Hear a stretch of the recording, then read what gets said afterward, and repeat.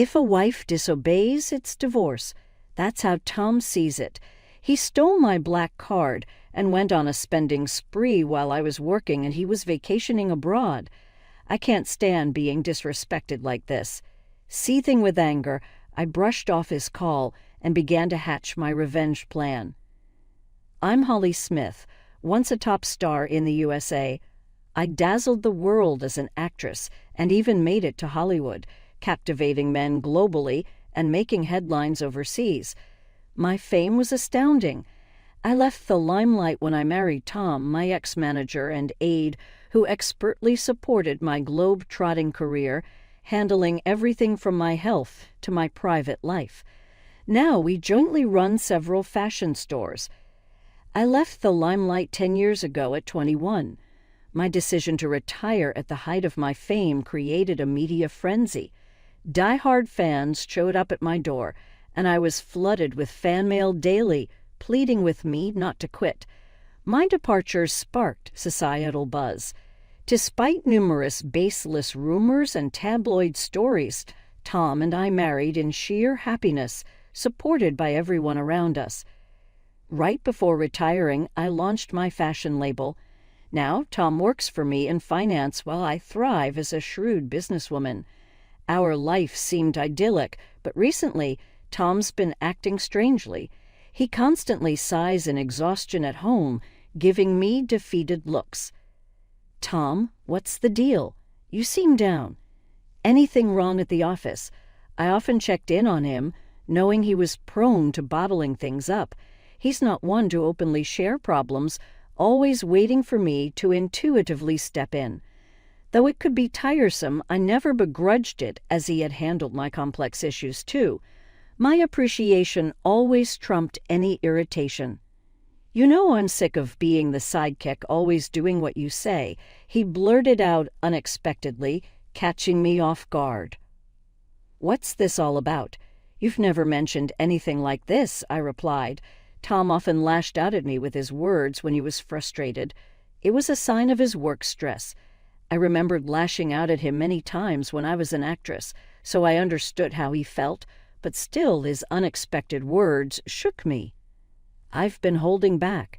Holly's always busy, and I'm just being supportive, he said. Tom may earn more than the average person, but he's still just an employee at our company. I earn more than him, but I never thought it mattered who earned more in a marriage. His words were a shock to me. Even when you come home, you're all about work, hardly paying any attention to me. When we go shopping, you just buy whatever you want. How do you think I feel watching that? Despite appearances, I've been really patient. Why can't you be more considerate? Tom looked at me with dissatisfaction, his lips pursed like a spoiled child. Frankly, his words irritated me. Our household is almost entirely supported by my income. His salary is his to use as he pleases, as I told him it's my way of thanking him for all the trouble he's gone through and the support he's given me. There were times when he supported me financially during our poorer days. I wanted to repay him for all the times he sacrificed his personal time for me, right up until the day I retired. It hurts to hear such ungrateful words. The clothes and accessories I buy are from the savings I manage. If anything, I'm the one making sacrifices. This thought sparked anger in me. Holly, you're too free. I want more time off and I want to travel leisurely. The salary's good since joining the company, but there's just no time. I left showbiz and joined your company to support you, Holly. Don't I deserve more gratitude? Stop prioritizing your own time and give me a break, he said. When I retired, he stayed in showbiz, saying he'd continue being a manager. But once my business took off, Tom changed his tune, wanting to support me. If I join the company and stay by your side, Holly, you won't be lonely. I want to be there for you, he had said. I wanted to spend time with Tom, so I let him join my company. I never asked him to, so why am I being treated this way? Isn't this life enough for him? Isn't he being too selfish? As I was thinking this, Tom made a suggestion that felt like adding insult to injury. My parents' 60th is coming up. Can I get some time off for a celebration? That's all I ask. I won't be selfish anymore, but I want 2 weeks off. I want to take them on a trip to Japan. They've never been, and I want to show them the tasty food and beautiful sights. His unexpected request made me blink.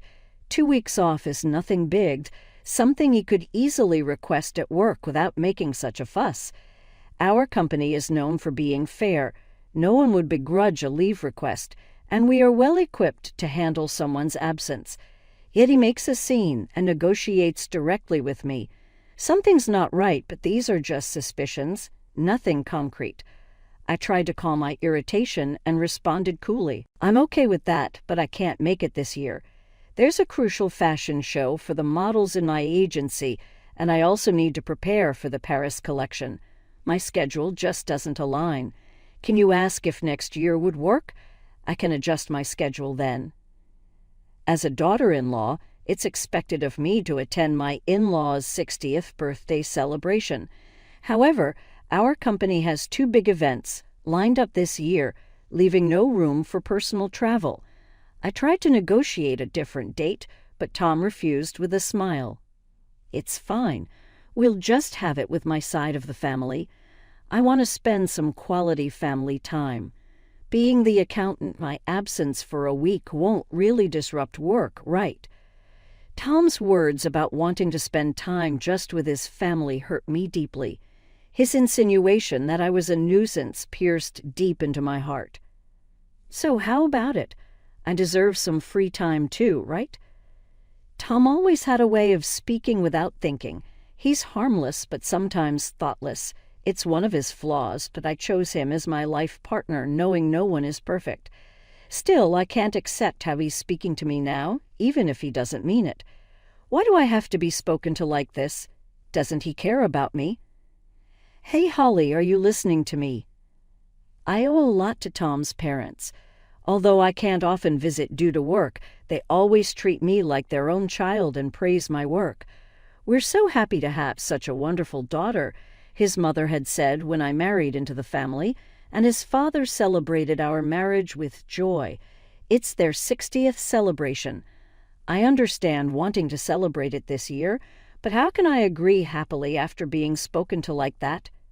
It doesn't matter to me. Take 1 week or 2, do as you like. I couldn't hold back my anger and showed it openly. This probably triggered Tom. He stood up visibly upset and left the living room without a word.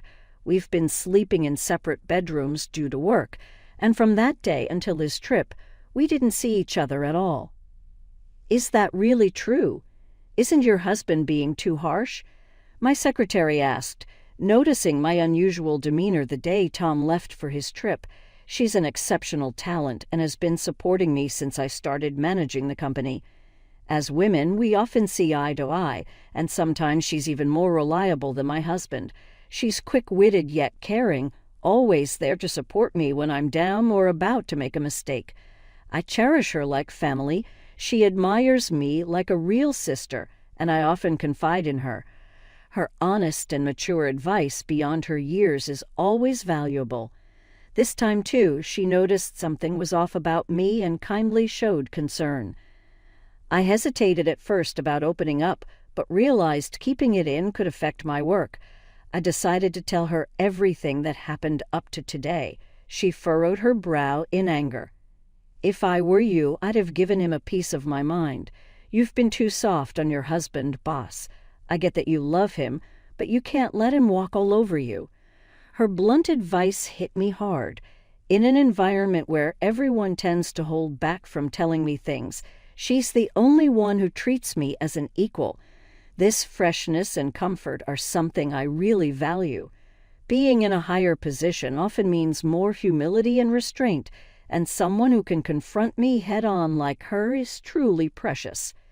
You're right. What should I do? You can call him, right?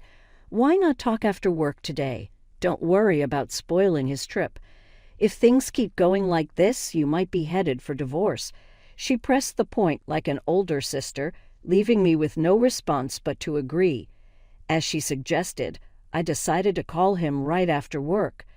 He's in Japan, which is about a 15-hour time difference from the U.S. For instance, if it's 5:00 p.m. here, it's 8:00 a.m. there. It's about the time they would finish their breakfast. I had sent him an email in advance to let him know I needed to talk, so he should be expecting my call. I called thinking he'd surely answer, but there was no sign of him picking up. Maybe he's still enjoying himself with everyone. I'll try calling again later. I tried calling every 30 minutes, but still got no answer. Worried, I contacted my mother-in-law to check on him. "Hello, Holly. You must be tired. I'm sorry we went on this trip without you. We told Tom we prefer you to be with us, but he insisted," my mother-in-law said. "I knew she used to be a strict educator, but now she's much softer and always concerned about my busy life." "Never mind. We're so busy at the company this year I couldn't make time. I'll definitely make it up to you next year, okay?" "Oh, don't worry about it. Just having this wonderful trip as a gift from you is more than enough for us." Her kind words struck me as odd. "Wait, a gift?" I asked, puzzled. She seemed surprised by my question and explained the situation. "Tom told us this trip was fully paid for by you since you couldn't join." "What?" I couldn't help but shout in surprise. My mother-in-law realized I didn't know anything from my reaction and hurriedly added, "Tom paid for everything with your card, so I thought it was from you." The trip included Tom's parents and his sister's family, 5 people in total. The flight alone cost about $1,000 per person, minimum. Including other expenses, it easily exceeded $10,000. It was outrageous for Tom to use such a large amount without consulting me, especially since I usually cover our living expenses. Tom doesn't gamble or smoke, so his salary should be intact. He definitely earns enough to afford such expenses, yet he didn't.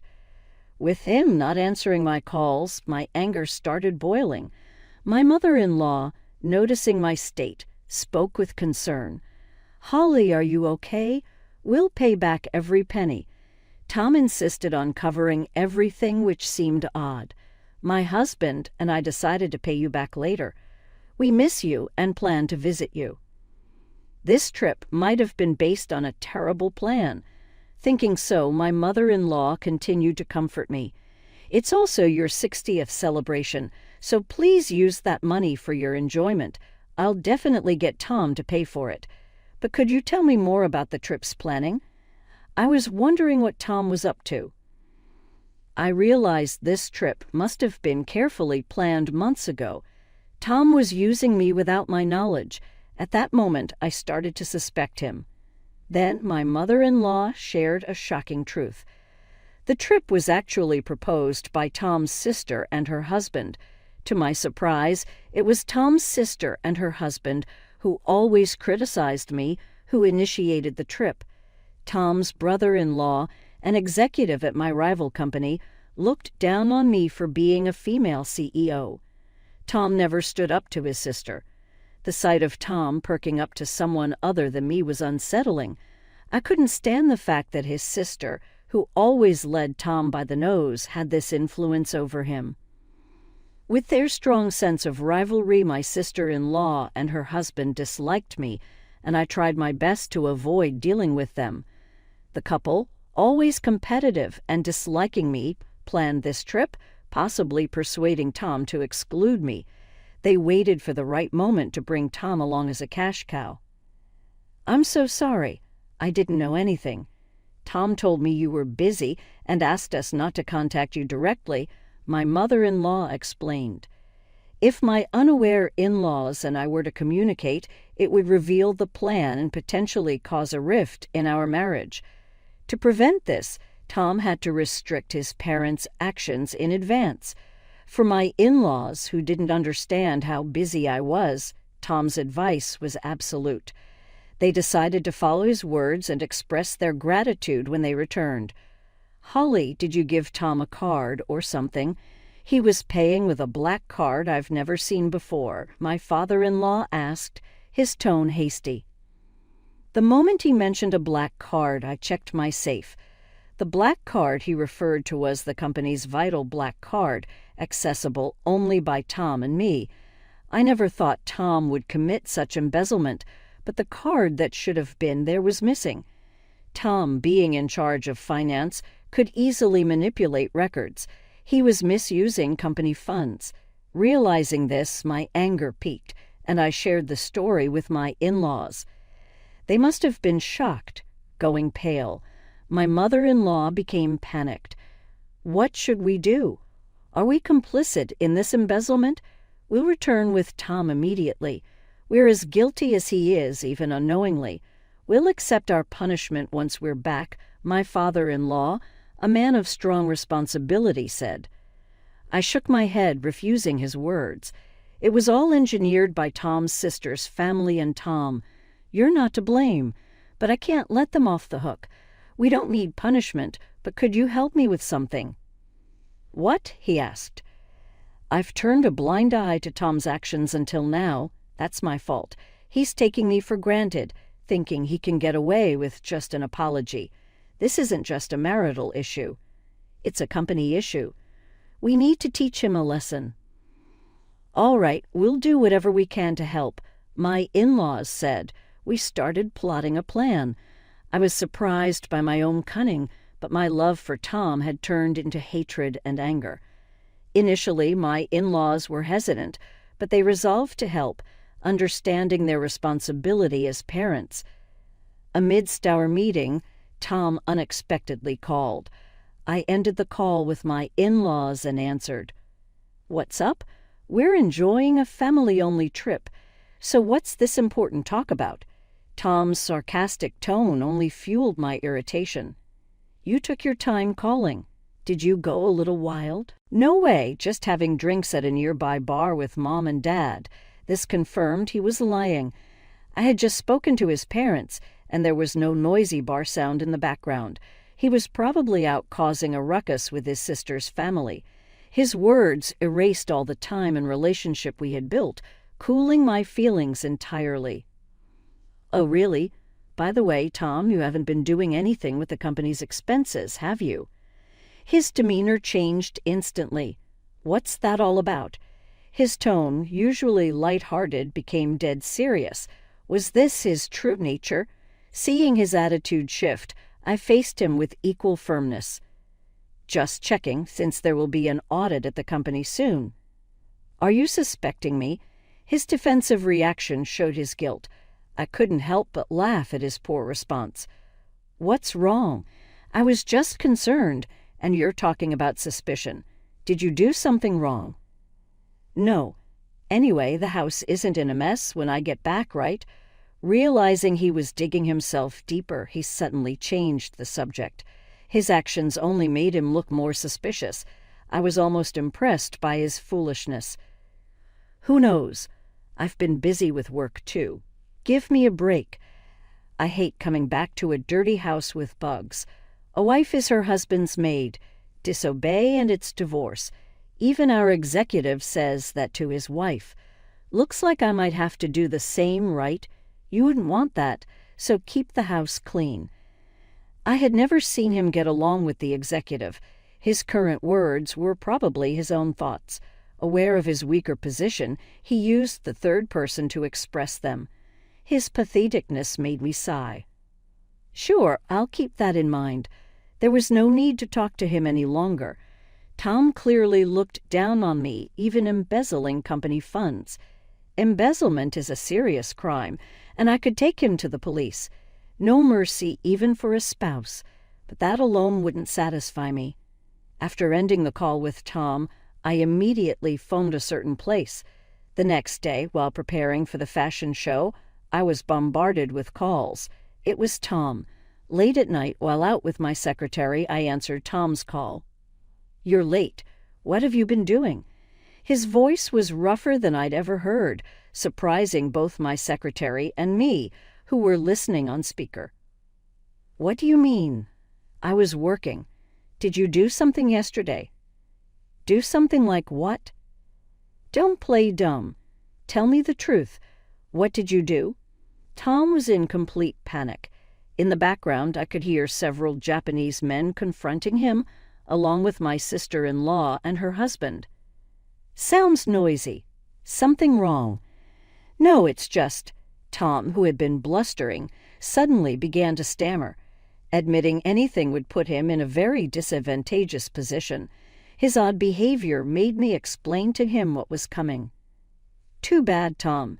You were supposed to be having a blast in Japan, but it seems your dream turned into a nightmare overnight.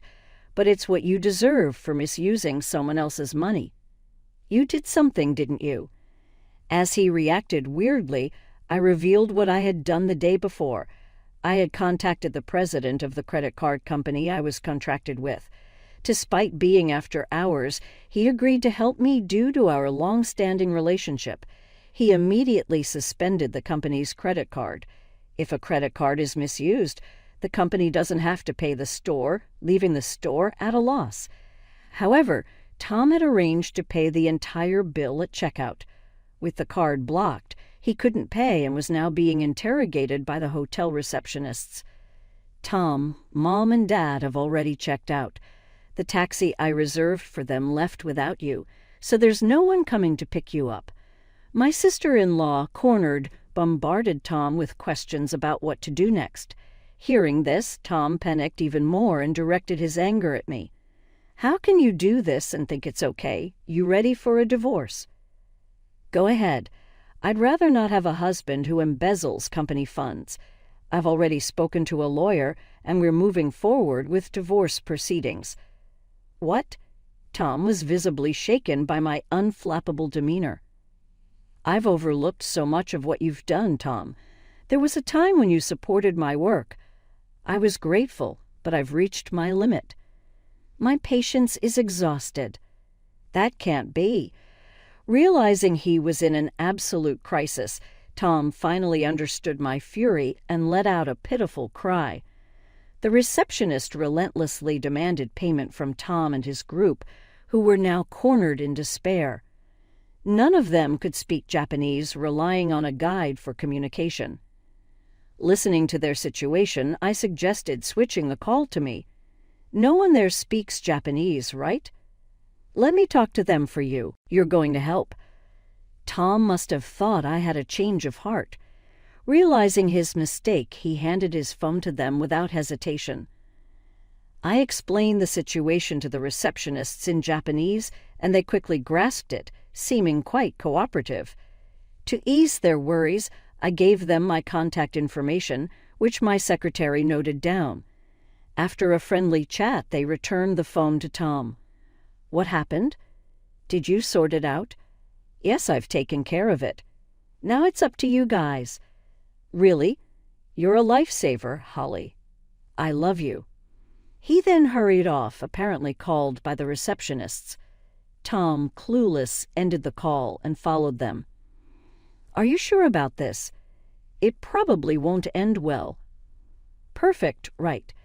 It's ideal for them to see hell." An hour later, as expected, I received a barrage of calls from Tom. When I answered, his voice was filled with pitiful anguish. "Holly, what's going on here? What is this place?" Crying out, he showed me via video call the image of a slum area in Osaka, Japan. Tom and his sister's family were stripped of their belongings and in a pitiful state caught by those guys. Being taken to what's considered the most dangerous place in Japan was honestly unexpected. When I was talking to the receptionist, he said he was a big fan of mine. "I'll prepare a harsh punishment, just leave it to me." But I never expected it would be this place. I laughed out loud at the unexpected location. "Lucky you're still alive in Japan's most dangerous place. It's a miracle, really." "Wait, Holly, what's this about?" "Explain yourself and come help us right now." Since it was a video call, they could probably hear everything clearly. Behind them, many homeless people were surrounding Tom and his group, causing a commotion. "You guys were causing trouble for Holly. You reap what you sow." "Time for reflection," added my in-laws, joining the call and surprising him. Mom, Dad, what are you doing? A friend of Holly flew us back in a private jet. We returned to the U.S., and Holly picked us up. We realized you were trying to set Holly up. We asked her to do as she pleases with you guys. As they said this, the onlookers behind them started confronting Tom's sister and her husband. The people living in Skid Row are ruthless. If you wear anything valuable, even women are not spared. They were raising their voices while making a video call in such a dangerous neighborhood, so it's no surprise they became perfect targets. I addressed the crowd in Japanese, loud enough for them to hear, telling them these men were using my card illegally and treating me horribly every night. I encouraged them to do as they pleased with them. The locals eagerly agreed to give them a hard time. Suddenly the call ended, perhaps because someone snatched the phone. Afterward, Tom and his group lived in Skid Row, terrorized daily and used like slaves by the locals. Without money to return to the U.S., they were essentially trapped abroad. I confirmed the subsequent events with the hotel reception. Apparently, an acquaintance of the receptionist is a boss in Skid Row, and he agreed to take care of Tom and his group in exchange for me treating him to some good liquor next time, assuring me not to worry. The deal was made under the condition that they would be protected from life-threatening situations. In return, I agreed to sing at that hotel for the first time in a long while. Your live performance video was the only one you ever released when you were active. It's still my treasure. As thanks, come stay at our hotel and sing for us. I'll tell the manager to give you VIP treatment. Following this, I successfully got my revenge on Tom and his group with the help of the men from the hotel. I also managed to divorce Tom. I felt refreshed and have been enjoying life with my in-laws. Tom's sister and her husband were fired for unexcused absences from work. Their phones were taken by the locals, leaving them without a way to contact anyone. My in-laws explained the situation well, so it didn't become a police matter and no one seemed to care about them. Thus, my ties with Tom were completely severed. Since then, I've been focusing on work and living a happy life. Occasionally, I call the receptionist to check on Tom and his group. They're still living in hellish conditions, but I don't feel sorry for them. I asked to spare their lives, and I'm enjoying my life to the fullest.